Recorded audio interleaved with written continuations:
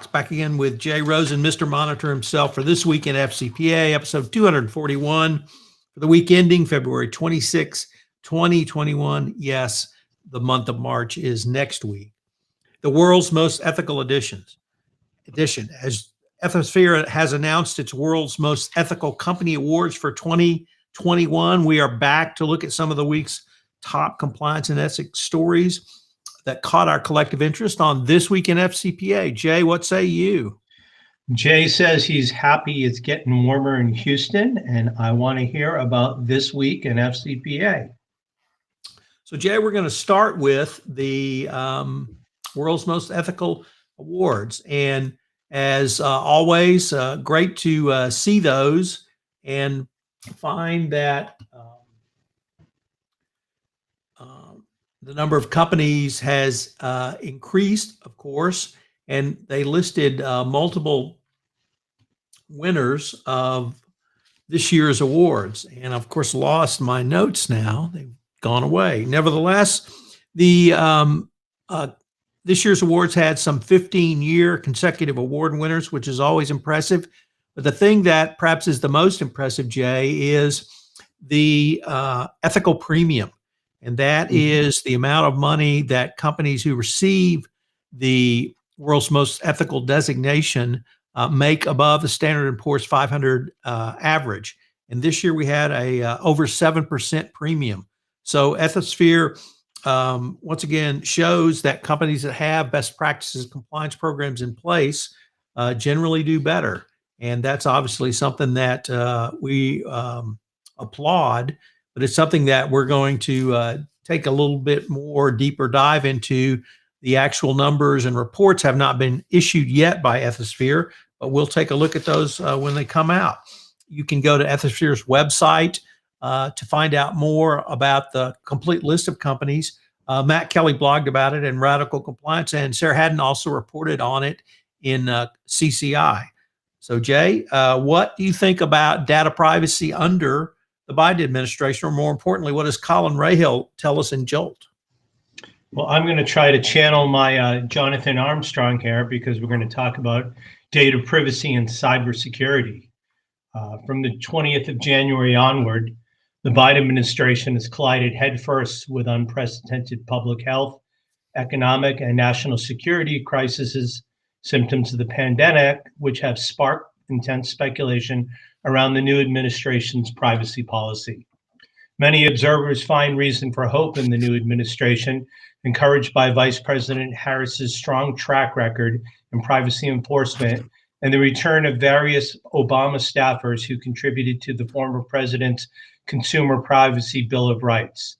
The beginning of the Biden administration coincides with a growing push for federal privacy legislation.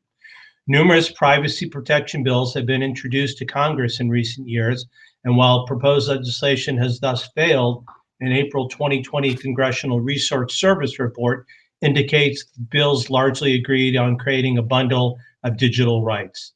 Progress in state legislation, meanwhile, is moving quickly. By some accounts, it's possible that at least half of the states could adopt data protection laws over the next few years. California has proven itself a leader, and it was during Vice President Harris's tenure as Attorney General that California's Online Privacy Protection Act, CalOPA, the first state law requiring privacy disclosures on commercial websites, was amended to its present stricter form.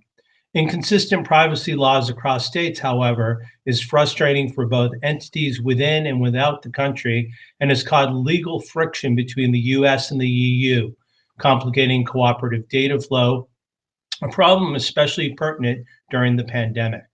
Tensions have come to a head this past summer with the Schrems II decision, which violated the Privacy Shield protection data transfers between the US and EU. Since Schrems II, transatlantic data transfer has been riskier and costlier, with privacy regulations and conflict with the EU's data protection regulation, GDPR. The Biden administration has also focused its attention beyond Congress towards agencies. specifically the Federal Trade Commission, and pushing for more aggressive enforcement of privacy regulations and antitrust action. The Biden administration's emphasis on enforcement will find strong leadership in Vice President Harris, whose time as the Attorney General of California was marked by substantial legal action in privacy and technology. Early in her tenure, she responded to a series of data breaches by creating the Privacy Enforcement Protection Unit and produced a report entitled Privacy on the Go: Recommendations for the Mobile Ecosystem. Not long after, she managed to get Amazon, Apple, Google, Microsoft, and 2 other companies to agree to a joint statement of principles.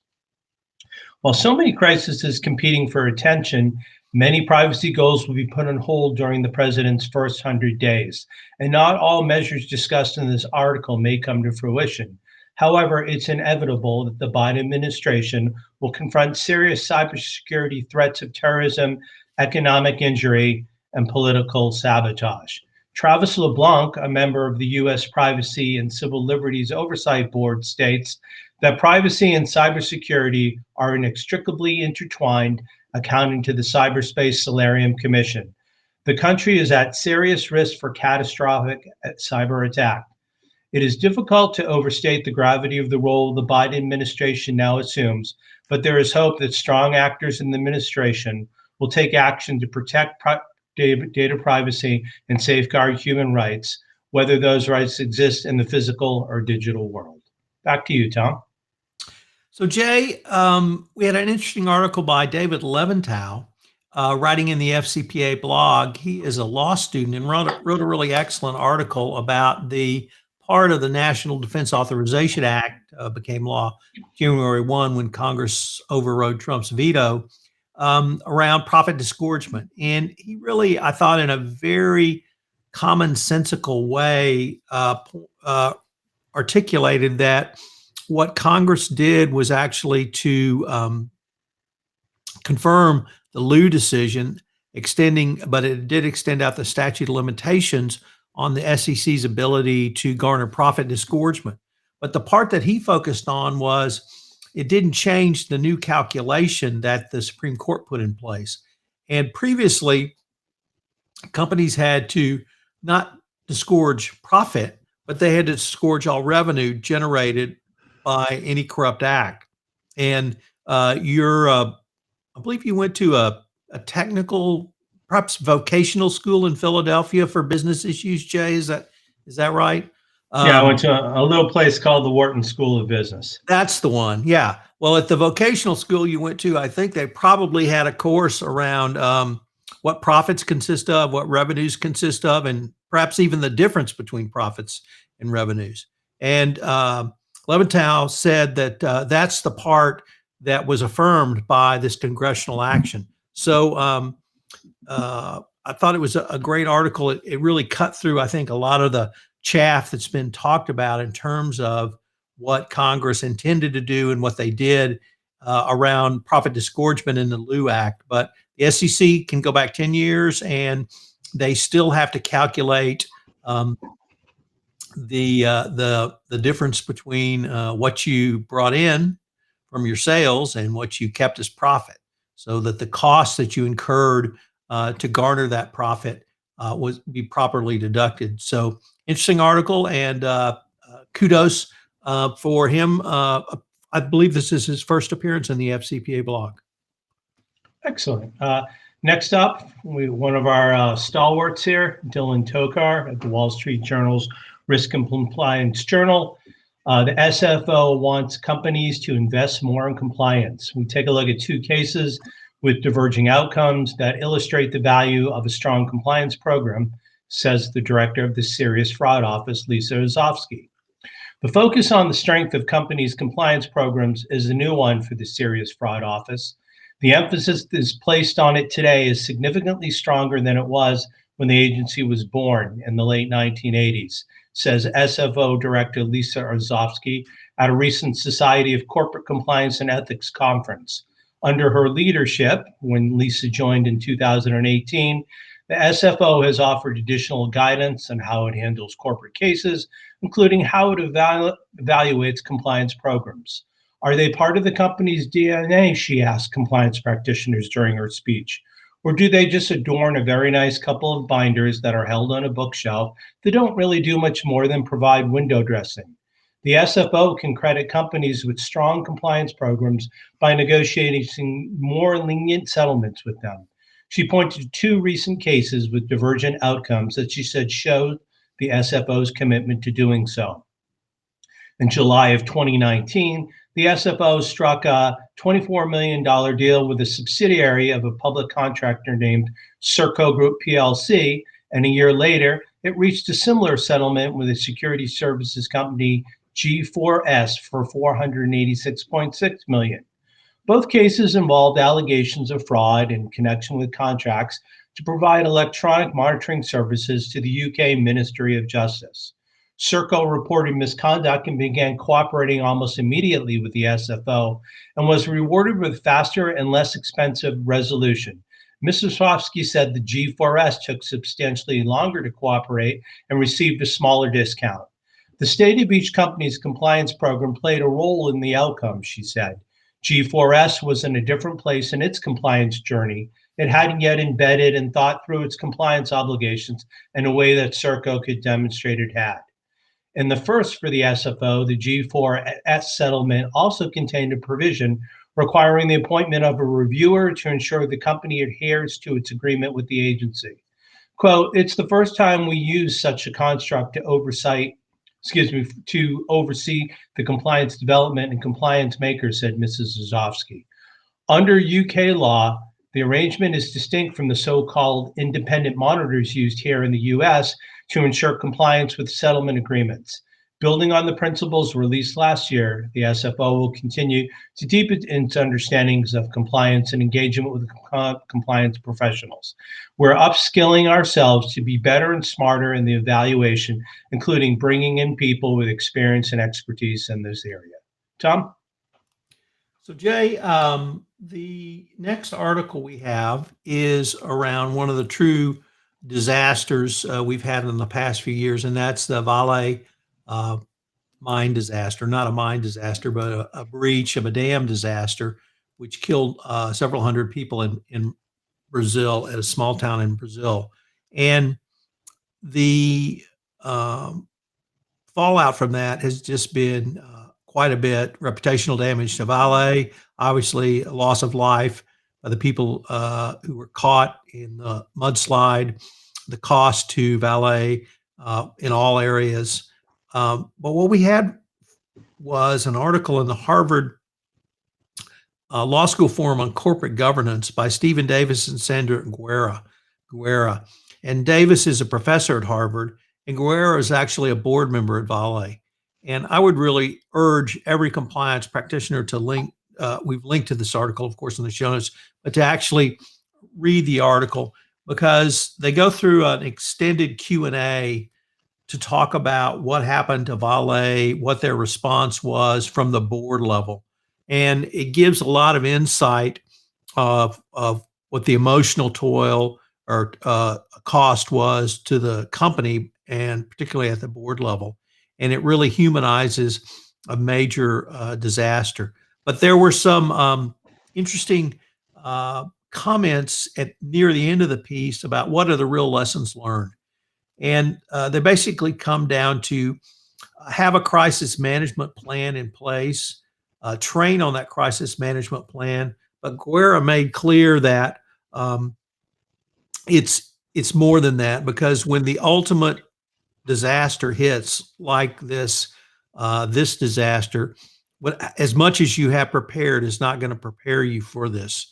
So that you have to be ready. The preparation part gives you a process to think through the steps you'll take, but you have to respond quickly at the board level. You have to have independent board members who can put a very jaundiced eye on management, and you have to investigate as well. But the key that I had not really seen before was she has led an effort from the board level to engage with shareholders and other stakeholders of the company, but her remit is really shareholders.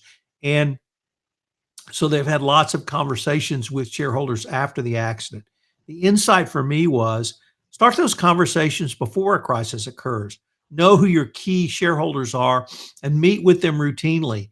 Answer difficult questions about, are you prepared for X? Obviously, if you're in Texas, are you prepared for what we would say is a cold snap, even if that cold snap is somewhere near zero for the first time in nearly 150 years?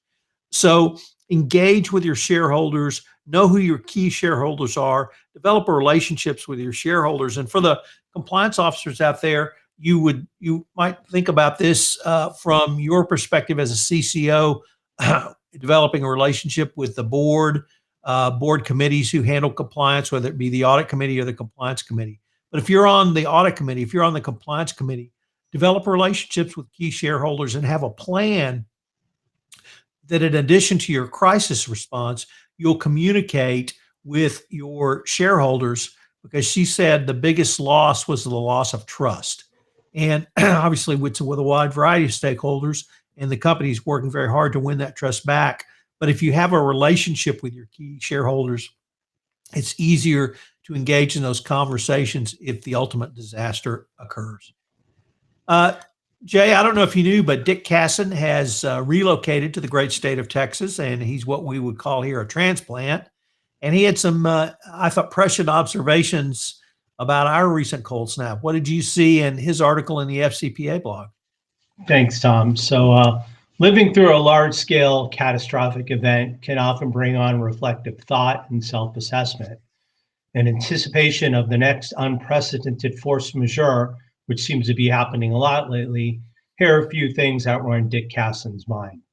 First up, imagine your worst case scenario and plan for it. The freeze in Texas was described as a 100-year event.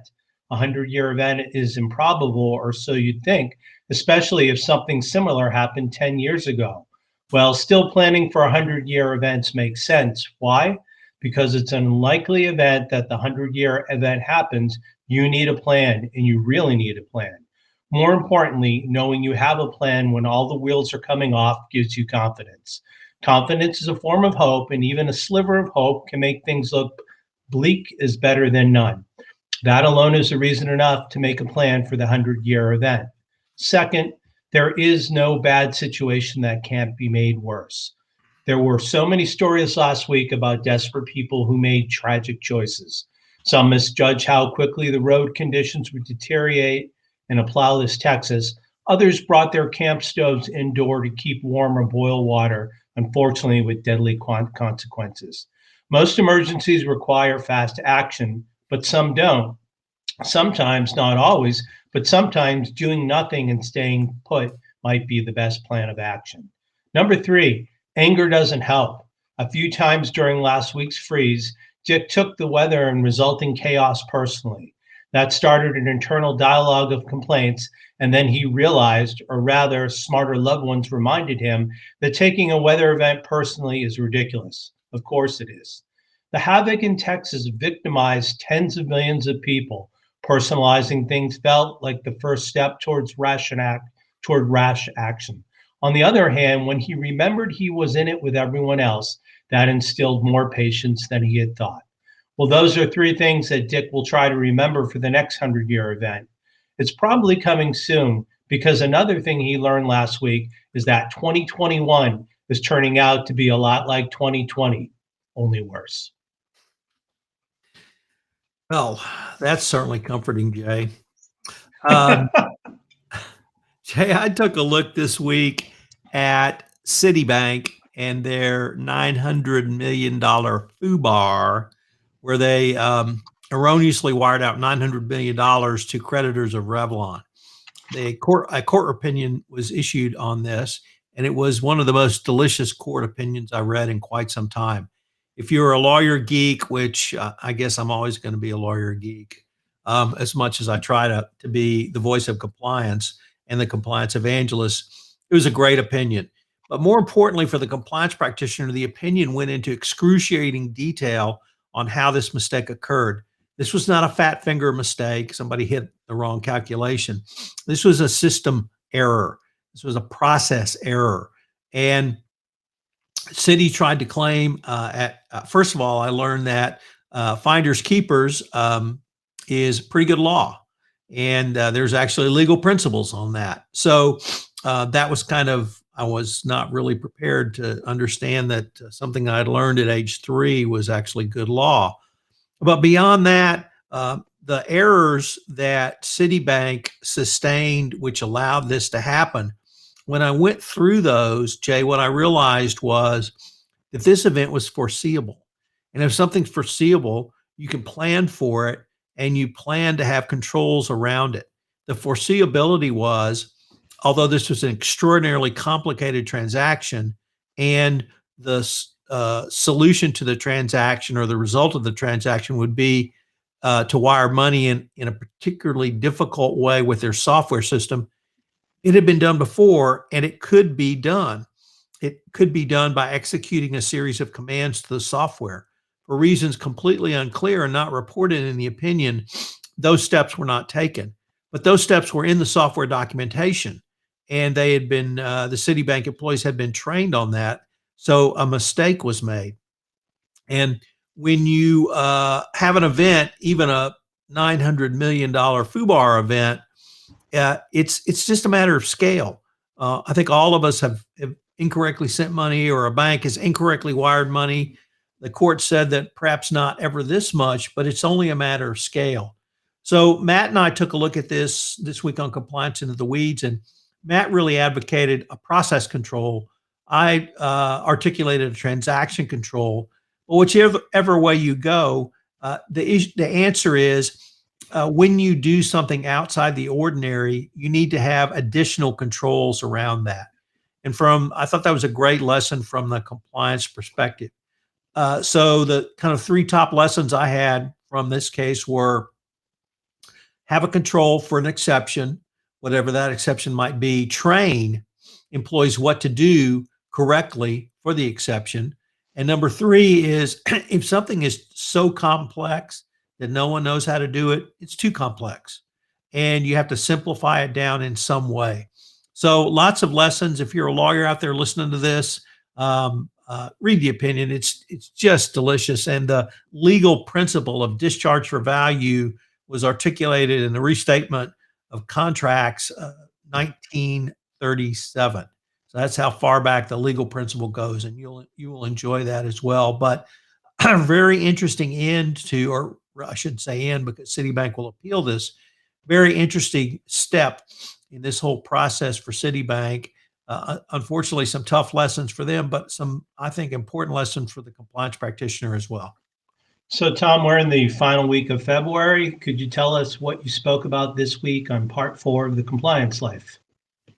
So, as you know, Jay, we've been talking to Natalia Shedheda all month in the Compliance Life, and this episode, Natalia looked at what she thinks compliance will be in the veiled land of the future, 2025 and beyond. She talked about some of the skills a compliance professional will need, some of the talents and disciplines which a corporate compliance function will need. One theme throughout this podcast series with Natalia has been her just love of compliance. She is so enthusiastic. She is so passionate about this. She rivals the compliance evangelist in passion for compliance. And that really comes through in this episode. So take a listen to this episode. We also had another delicious episode in the Compliance Handbook podcast series with our good friends Ronnie Feldman and Ricardo Pelifon on training and communications. And I think it would be fair, and they would agree with the assessment, that they are 2 of the most unique characters in compliance. And they have a very different view. They didn't go to a Wharton School of Business. They don't have law degrees. Well, I guess Ricardo does, but he doesn't seem to utilize that very much in their communications. But Ricardo really advocates a visual style of communication. He's well known for his graphics from his company Broadcast. Of course, Ronnie at Learnings and Entertainment is the master at using humor and comedy to help train, which is what which Learning and Entertainment does. Ronnie came out of Second City. So they have some really unique views on how to make training not just fun, but effective. And that's what the DOJ wants. And if you have 2 guys like that helping you make your training and comms effective, you're halfway down the road to success for your compliance program. So check that out. Jay, we had you had, or your colleagues who are doing integrity through compliance have a new podcast up this week. You want to tell us about that? Sure. I'd like to catch you up that AMI's expert observations and guidance are related in ethics, antitrust, healthcare, government, consumer protection, and more. And we're already up to our third episode, which is also can be found on the Compliance Podcast Network. In episode 1, AMI's founder, Vin DeCiani, visited with our managing director, Jerry Coyne, and they contemplated the future of telehealth and home healthcare. 2 weeks ago, Brenda Morris and Dion Lomax, managing directors with the company, spoke with Jennifer Newton, who's the CEO and founder of the National Association of Black Compliance and Risk Management Professionals.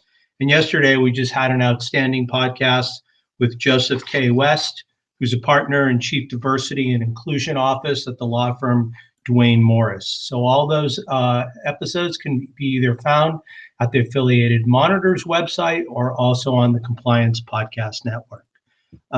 What's the big podcasting event you have coming up, Todd? So, Jay, I have been going to PodFast Expos events for several years now. That, in my mind, that's the best podcast for the independent podcaster. And if you're interested in podcasting at all, you have to check out this 1 week long event.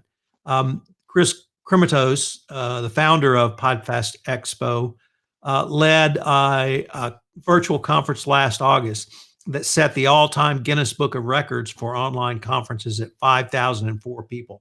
He's aiming to blast that away, much in the spirit of Joe DiMaggio and his 56-game hitting streak, so that no one ever surpasses it. So we got that going on. But more importantly, the sessions are just absolutely great.